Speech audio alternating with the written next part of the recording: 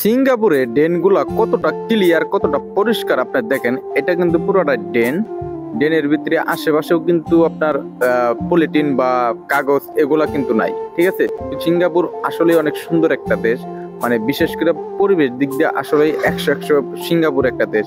আমার কাছে সিঙ্গাপুর এর জন্যই ভালো লাগে যে রাস্তাঘাটে কোনো ময়লা আবর্জনা এগুলো নাই। সিঙ্গাপুর এতটা ক্লিয়ার এতটা পরিষ্কার, এটা আপনার সিঙ্গাপুর আমার আমার পেজটা ফলো করলে বা আমার ভিডিওগুলো দেখলে আপনি অবশ্যই বুঝতে পারবেন সিঙ্গাপুর কতটা পরিষ্কার পরিচ্ছন্ন করে রাখে সিঙ্গাপুর।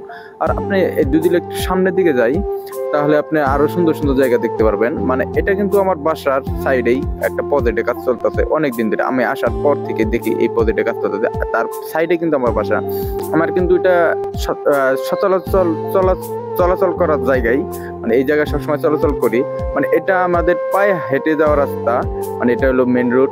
মানে পায়ে হেঁটে যাওয়ার রাস্তাটাও কত সুন্দর, ব্যারিকেড দেওয়া, মানে খুব পরিবেশ সুন্দর। মানে যদি আপনি বাইসাইকেল চালান তাহলে আপনি এই রাস্তা দিয়ে আসতে পারবেন, আর যদি আপনি হেলমেট পরে যদি বাইসাইকেল চালান তাহলে আপনি মেন রোড দিয়ে যেতে পারবেন, কোনো সমস্যা নাই।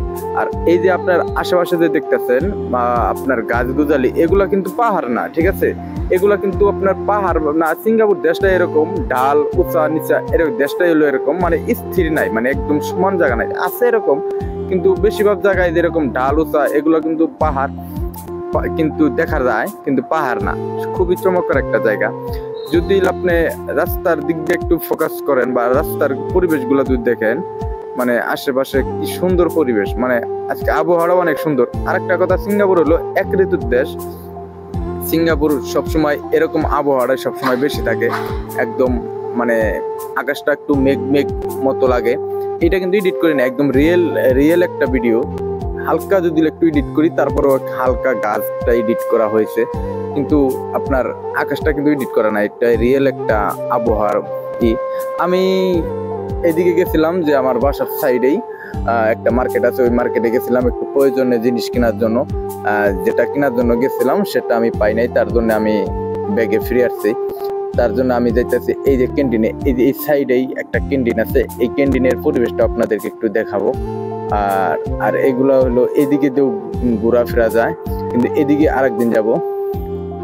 এই দেখেন এই বাইকটা কিন্তু হেলমেট নাই দেখে ওই যে রাস্তা দিয়ে গেল, মানে মেন রাস্তা দিয়ে গেল না।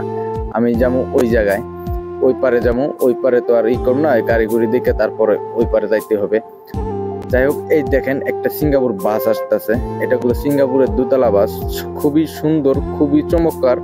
মানে এখানে সিঙ্গাপুর বাসগুলো সম্পূর্ণই এসি করা, সবগুলোই এসি করা। আর আমি যেমন এই জায়গায় আর একটা কথা বলি, আমি কিন্তু সিঙ্গাপুর স্যামবংয়ে থাকি, শিপইয়ার্ডের সাইডেই। আর এটার ভিতরে পরিবেশটা দেখাম, এটা কিন্তু বিশাল বড় একটা ক্যান্টিন, মানে বাজারের মতোই আর কি। মানে ওরকম বাজার না, এখানে যে সবকিছু পাওয়া যায় এরকম না, মানে পাওয়া যায় কিন্তু একটা শপ, মানে একটা দোকানে সবকিছু পাওয়া যায়। একটা দোকানে ক্যান্টিন আছে, আর একটা দোকানে যাই যত রকমের ড্রিঙ্কস আছে সবগুলোই পাওয়া যায়। আপনার যদি একটু ভিতরের দিকে যাই, কি সুন্দর পরিবেশ দেখতে পাচ্ছেন, অসাধারণ একটা জায়গা, খুবই চমৎকার খুবই পরিষ্কার একটা জায়গা। এই জায়গাটা আসলে এই যে ওই সাইডে ক্যান্টিনটা দেখতেছেন, ক্যান্টিন থেকে ড্রিঙ্কস বা খাবার কিনলে এই জায়গায় এসে বসে থাকে। আর এই জায়গায় হলো আপনার কোনো সময় যদি স্টেজ প্রোগ্রাম থাকে বা কোনো অনুষ্ঠান থাকে, এটার উপরে কিন্তু অনুষ্ঠানটা করা হয়।